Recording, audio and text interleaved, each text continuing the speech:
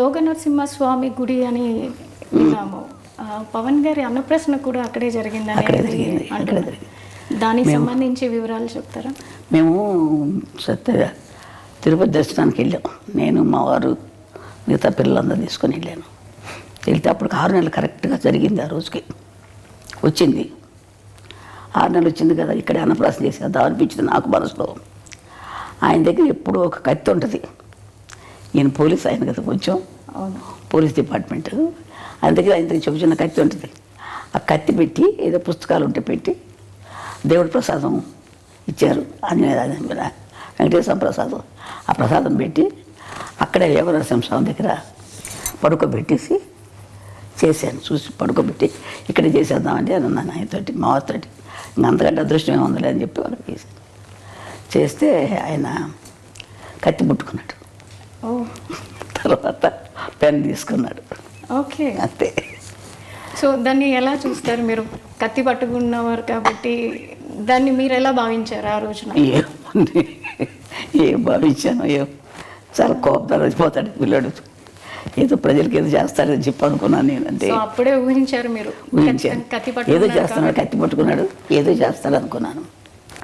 మరి పెన్ను పట్టుకున్న దానికి ఏమనుకున్నారు? అది చదువు తక్కువే వస్తుంది అనుకున్నాను. పెన్ను పట్టుకు వెనక రెండోసారి కదా చదువు. ఇది కష్టపడి పని చేస్తాడు, ప్రజల కోసం చేస్తాడు, ఏదైనా చేస్తాడు అనుకునేదని. కోపంగా అందరినీ రక్షించడానికి చేస్తాడు అనుకున్నాను. అంటే వాళ్ళ నాన్నగారు బాగా తిరుగుతారండి. ఆయన కూడా పోలీస్ డిపార్ట్మెంట్ కదా. ఆయన బుద్ధులన్నీ ఉన్నాయి ఆయనకి, ఆయన గుణాలే ఉన్నాయి ఈయన కూడా. కొంచెం తిరగటం, కోపం అన్నీ ఉన్నాయి. ఆయన కూడా అట్లా తిరిగేవారు. ఆయన ప్రభావం ఆయన మీద చిన్నప్పటి నుంచి ఉండేదా? చిన్నప్పటి నుంచి వాళ్ళ నాన్నగారితో బాగా ఎక్కువ ఉండేవాడు.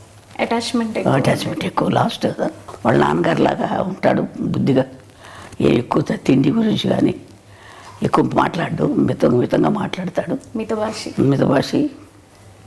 అందుకని వాళ్ళ నాన్నకి ఇష్టం ఎక్కువ కంటే ఎక్కువ. అంటే అలాగని వాడి మీద లేకుండా లేదు.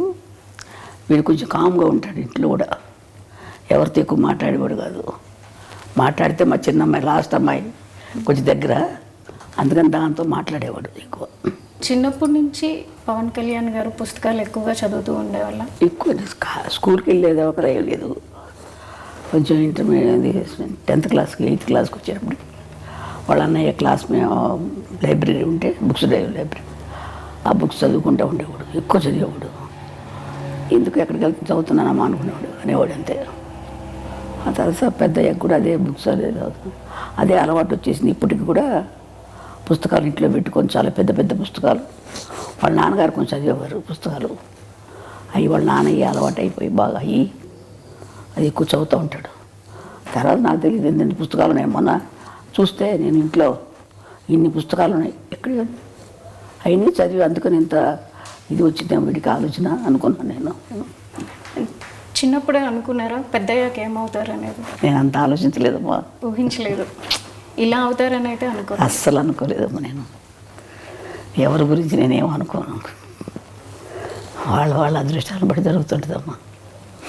ఇంట్లో ఎక్కువ ఎవరితో అటాచ్మెంట్ ఉంటుంది? చిరంజీవి గారితో. ఆయన చిన్నప్పుడు వాళ్ళ అన్నయ్య బాగా దగ్గర తీసి, ఒక చిన్నపిల్లడు ఎక్కువ ఈ చిన్నప్పుడు కదా, ఆయన ఎత్తుకొని ఫోటోలు తీసుకోవడం, వాళ్ళ అన్నయ్య తమ్ముడిని చాలా జాగ్రత్త బాగా చూసుకునేవాడు. తమ్ముడు అంటే పెద్ద ఆయన. అట్లాగే పెద్ద అయినా కానీ వాళ్ళ అన్నయ్య వదిన ఇప్పటికీ వాళ్ళ అన్నయ్య వదినతో అంటే మేము నెల్లూరులో ఉండేవాళ్ళం.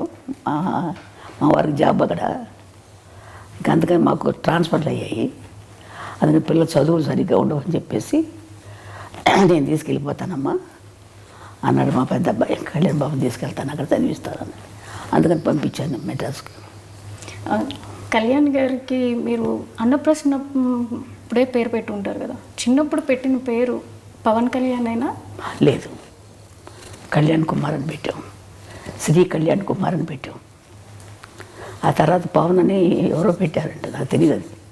ఇప్పుడు ఆపరేషన్ లేకుండానే మోకాళ్లకు ప్లాస్మా ట్రీట్మెంట్. మీ ఆర్థోపెటిక్ సమస్యలన్నిటికీ రోబోటిక్ టెక్నాలజీ ద్వారా తక్కువ ఖర్చుతో శాశ్వత పరిష్కారం. Free consultation. ప్రతి ట్రీట్మెంట్ పై 20% డిస్కౌంట్. ఈ ఆఫర్ కొద్ది రోజులు మాత్రమే. త్వరపడండి. V9 hospitals 9281465842.